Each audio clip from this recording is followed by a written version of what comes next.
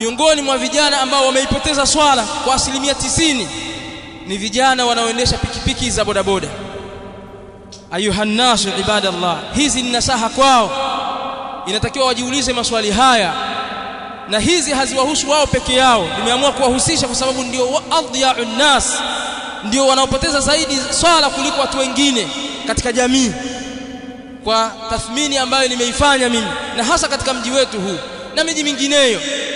Hawaswali vijana wengi kana kwamba si waislamu, lakini zinahusu na saa hizi mimi mzungumzaji na kadhalika wasikilizaji wote na wenye kazi zao binafsi na kazi za serikalini na ngazi zozote ulizonazo katika vyeo ulivyokuwa navyo, zingatia na saha hizi.